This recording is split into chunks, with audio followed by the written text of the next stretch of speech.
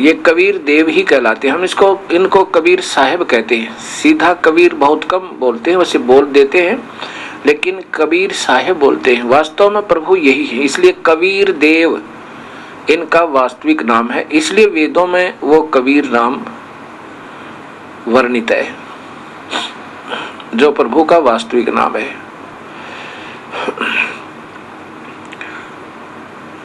जब त्रेता युग में ये प्रभु आए थे अपनी प्यारी आत्माओं को अपना सत्य संदेश पहुंचाने के लिए,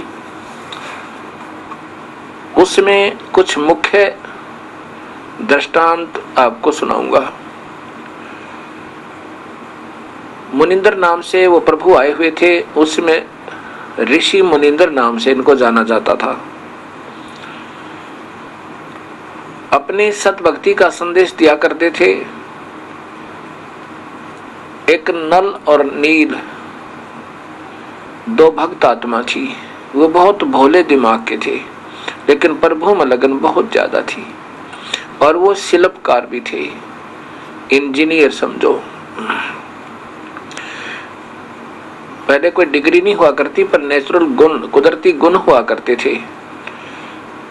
उनको बहुत भयंकर बीमारी होगी। उन्होंने सभी ऋषियों से आशीर्वाद भी लिया, उनके द्वारा बताई गई सब साधनाएं भी कर चुके थे, परंतु उनको कोई लाभ नहीं हुआ। बहुत परेशान थे।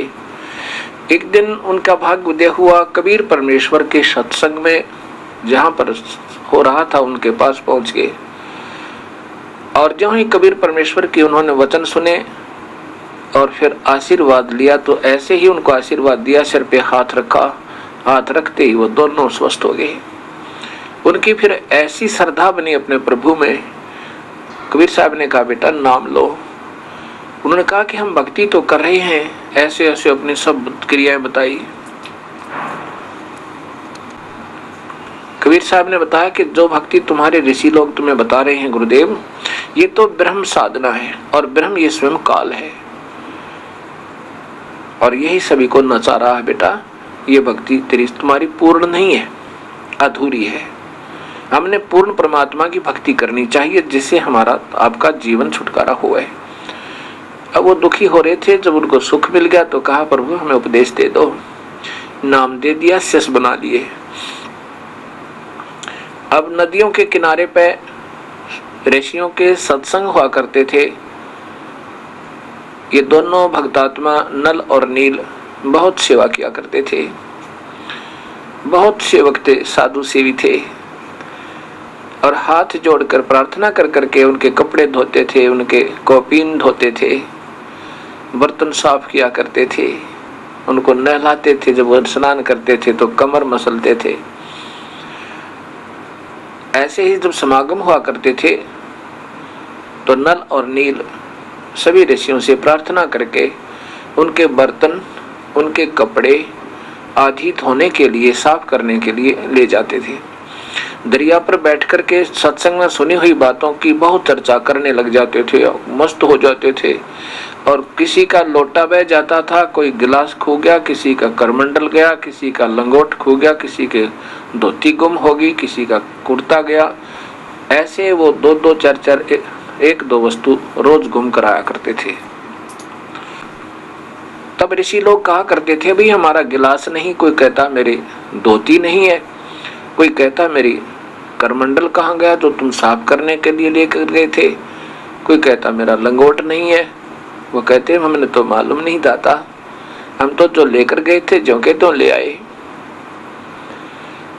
दूसरे जो सेवक जाते थे उन्होंने कहा कि जी ये तो नल और नील ये दोनों साथी हैं, और वहां बैठकर प्रभु की चर्चा करने लग जाते हैं, बर्तनों को पानी में भिगो के, कपड़ों को पानी में भिगो के, और जो सत्संग में सुनी हुई बातें थी उनकी फिर चर्चा करते थे। आज गुरुदेव ने ऐसा बताया, आज गुरुदेव ने ऐसी कहानी सुनाई, हो। और जी वो कपड़े बह जाते हैं, ये ध्यान नहीं देते। ऋषियों ने कहा, भाई नल और नील, भाई तुम हमारी सेवा मत करो, हम अपनी सेवा स्वयं कर लेंगे। बेटा अब हम इतनी दूर रहते हैं जंगल में, कहाँ से तुम रोजाना कुर्ता लाएंगे, कमीज लाएंगे, कहाँ से हम धोती लाएंगे, कहाँ से रोजाना लोटे, गिलास, कटोरी, थाली लाएंगे। बेटा हम अपनी आप सेवा कर लेंगे, तुम रहने दो। रोने लग जाते थे, पैर पकड़ लेते थे, मैं हमारी सेवा ना छीनो दाता, अब के बहुत ख्यास करेंगे, नहीं गुम होने देंगे। फिर वही हालत। उन ऋषियों ने सोचा कि इन बच्चों को मना करते हैं तो इनकी आत्मा दुख पावे, ये रोते हैं, हमें पाप लगेगा अगर सेवा छीनेंगे तो। इनके गुरुदेव से प्रार्थना करते हैं, वे कोई समाधान निकालेंगे। ऋषि मुनिंदर जी से कहा कि आपके ये दो सेवक बहुत ही श्रद्धालु हैं, कोई शक नहीं, बड़ी लगाव है प्रभु में, पर हमारे लिए तो ये सिरदर्द बन गए। हम मना करते हैं, हमारी कपड़े मत धो, हमारे बर्तन साफ मत करो, क्योंकि ये ले जाते हैं 4 वस्तु, लाते हैं 2 वस्तु वापस, हमें बहुत परेशानी होती है ऋषिवर।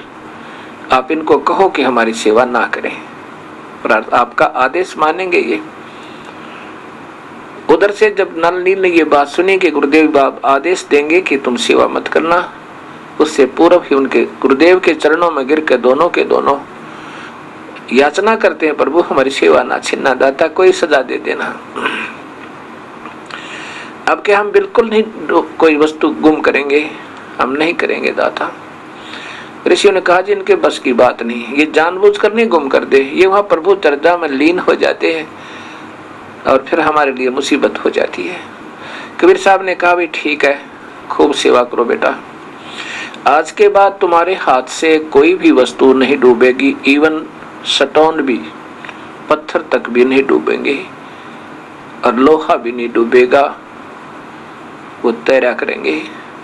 कपड़े और बर्तन तो कहना ही क्या, सब कुछ नहीं डूबेगा तुम्हारे हाथ से, जो तुम्हारे हाथ से सप्रश हो गया।